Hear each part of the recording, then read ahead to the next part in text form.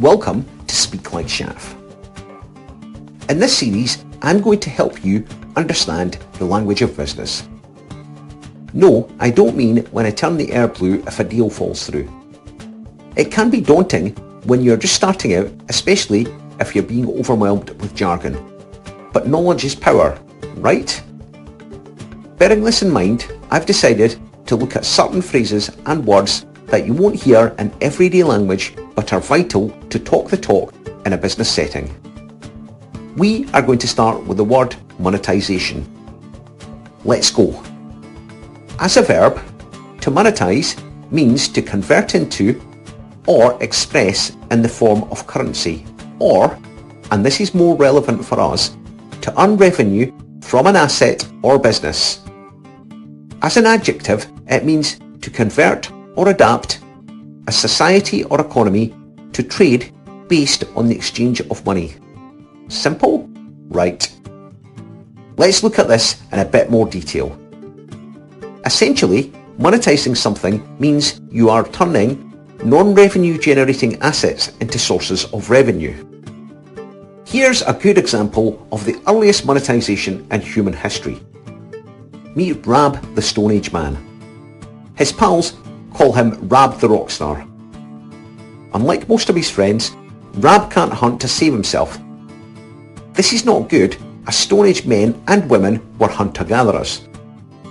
Rab does, however, have one unique talent. He's a bit of an inventor and a dab hand at making tools and weapons from flint. Imagine, if you will, a prehistoric Steve Jobs.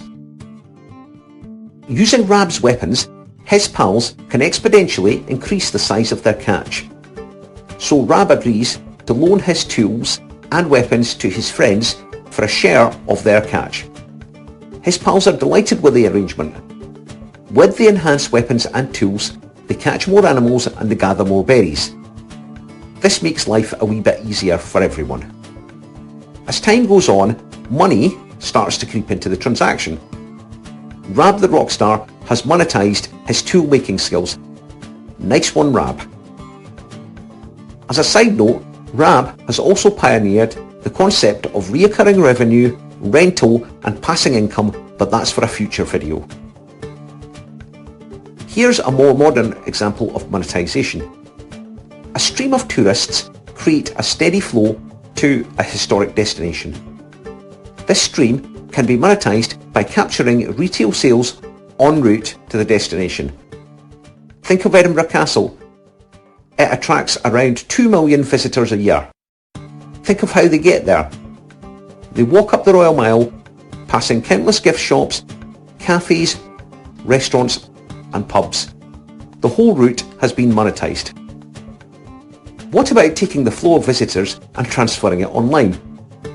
How do you monetize that flow to popular websites? Easy. Sell advertising space on the sites and get visitors to view the ads as well as the website. Actually, I lied to you.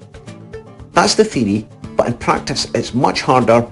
Monetizing hits online than you would first think. When you're buying and selling a physical object or product, it's obvious that this has been monetized, but it's harder when it isn't something physical or tangible. Monetizing an idea is so difficult. Companies online have traditionally been concerned with growing first and then worrying about monetizing. This strategy can be disastrous though, as it's far more likely that the company will run out of money before the cash starts to flow. One company that bucked this trend was Google. It grew super fast, but worked out how to make money as it did so. It sold ads related to searches. Think about it. Its core function, searches, cost the user nothing, but last year Google had a 31 billion revenue. Advertisers bid to have ads for their products or services displayed on relevant search query result pages. Depending on the amount bid and the quality of potential ad influences if an advertisement will feature at the top of the page, where more users are likely to see it. So, if you have an idea, don't just focus on growing the idea and getting it off the ground. At the same time, think about how you can monetize it. I hope you've liked my first Speak Like Shaf. Let me know what you want me to talk about.